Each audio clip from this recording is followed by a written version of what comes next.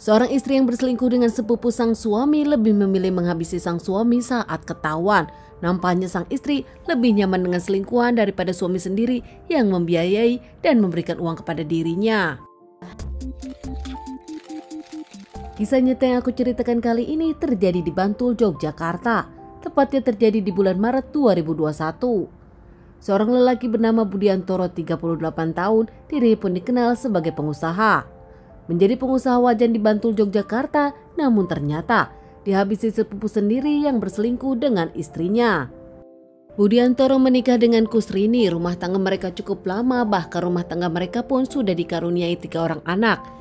Kehidupan keekonomian baik-baik saja, apalagi Kusrini mendapatkan semuanya dari Budiantoro yang sukses menjadi pengusaha.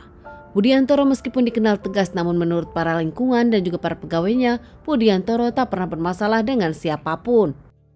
Begitu juga Kusrini sang istri, dinilai baik-baik saja dengan sang suami Budiantoro, tak pernah cekcok, bahkan keduanya nampak seperti rumah tangga biasa saja.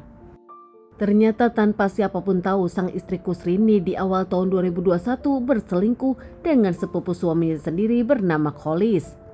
Semua terbongkar saat Budiantoro melihat chattingan sang istri dengan sepupunya Kholis. Penuh dengan kemesraan chattingan tersebut, Budiantoro pun kecewa. Saat itu Budiantoro mengkonfirmasi kepada sang istri dan juga kepada Kholis. Akhirnya Kusrini sang istri pun mengakui dirinya memang ada hubungan dengan Kholis. Berjanji akan merubah semuanya, bahkan berjanji akan memberhentikan perselingkuhan ini. Karena kecewa kepada Kholis sepupunya sendiri, apalagi Kholis bekerja kepada Budiantoro. Setelah pasangan itu minta maaf, Budiantoro masih tetap menyindir Nur Kholis. Bahkan Budiantoro pun kerap mengancam Nur Kholis untuk memecatnya. Pasca dari ketahuan, nampaknya Budiantoro pun kerap ribut dengan Kholis sepupunya sendiri. Hingga akhirnya ternyata antara Kholis dengan sang istri Kusrini tak ada perubahan, mereka bahkan menyusun ide lebih memilih menghabisi Budiantoro daripada mereka berpisah. Kusrini tak mencintai suaminya lagi, Kusrini lebih membela Kholis. Di belakang Budiantoro, Kusrini meminta Kholis untuk menghabisi suaminya. Bahkan kepada selingkuhannya Kholis, Kusrini menyebutkan kalau Budiantoro sudah tidak ada semua harta milik Kusrini dan mereka akan menikah, mereka pun akan bahagia tanpa ada Budiantoro. Dengan penuh semangat, Kusrini dengan Kholis menyusun rencana. Saat itu menurut Kusrini, dirinya akan menggoda sang suami, hingga saat itu pun melakukan dan meminta Kholis menghabisi suaminya. Benar saja rencana malam itu disusun terjadi. Kusrini meminta suaminya dan menggoda suaminya untuk berhubungan. Bosan berhubungan di kamar, Kusrini pun meminta suaminya untuk melakukan di ruang tamu. Mengingat saat itu memang ketiga anaknya sudah diungsikan ke rumah mertua, Kusrini pun leluasa melakukannya di ruang tamu.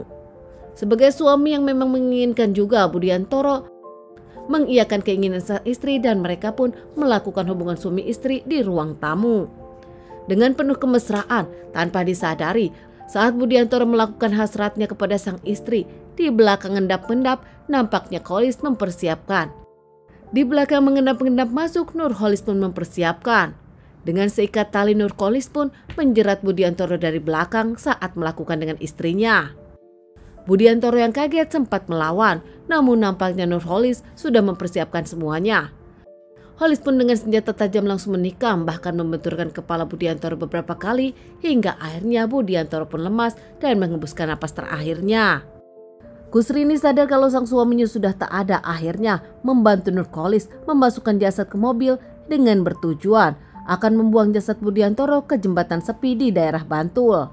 Dengan menggunakan mobil milik ibu dari Budiantoro, Kholis pun membawa jasad Budiantoro dengan sebelumnya melepas dulu plat nomor mobil. Kholis pun membuang jasad Budiantoro dan juga membuang semua barang bukti. Namun nampaknya kejahatan ini tak tersusun rapi. Saat itu di perjalanan, Nur Kholis pun diamankan karena kecurigaan. Nur Kholis membawa mobil namun tidak menggunakan plat mobilnya. Pihak kepolisian pun menilang dan interogasi Nur Kholis.